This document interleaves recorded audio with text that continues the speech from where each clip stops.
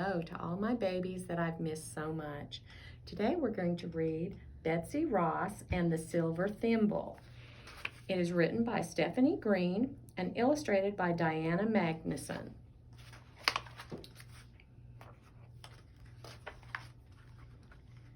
Little Betsy looked around the dinner table. There were her mother and father, her 6 sisters, her brother George. Her 2 baby sisters were in bed. "We have no more room at this table," she said. "Father is the best builder in town," said George. "He can build a new table. I will help." "I will help too," said Betsy. "You can't make furniture," George said. "You're a girl." That made Betsy mad. "You love to sew, Betsy," said her mother. "Come sew with me." But Betsy wanted to show George. After dinner, Betsy went into her father's workshop. "I can make anything I want," she said, "like a table for my doll."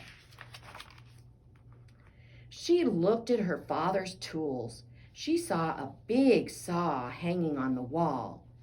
Betsy was glad George wasn't there. She wanted to build a table all by herself. When she tried to take the saw down, it hit her on the head. "Ow!" cried Betsy, but she wasn't going to let a little bump stop her.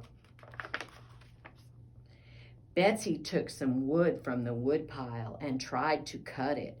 She tugged and pulled on the saw. She sawed for a long time. It was no fun at all. Then, all of a sudden, zing! The saw jumped from the board. It cut Betsy's finger. "Look, Mother!" cried Betsy as she ran into the house. "You could have been hurt very badly," said her mother. "You do not know how to use Father's tools. A saw is not for a little girl."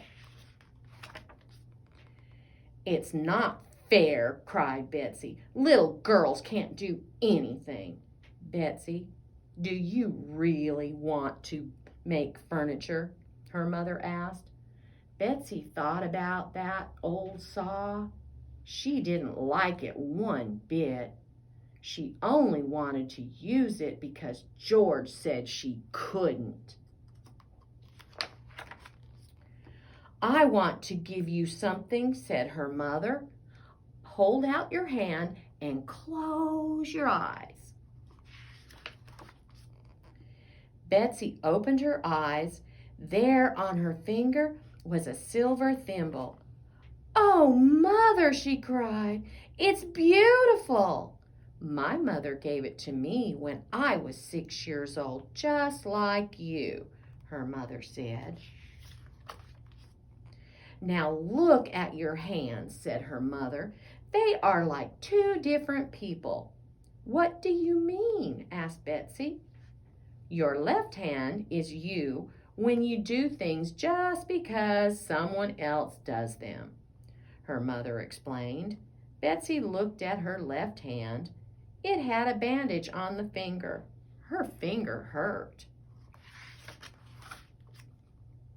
"Your right hand is you when you are being yourself." When Betsy wiggled her right hand, the thimble swung back and forth like a little silver bell. Her mother smiled. "I'm glad to be me," said Betsy. Betsy remembered this lesson her whole life. She was proud to be a girl who was true to herself. Betsy Ross sewed for the rest of her life and won many prizes. Sewing turned out to be very important. When Betsy Ross grew up, she designed our country's first flag. I hope all of you have a very happy 4th of July, and I miss and love each and every one of you.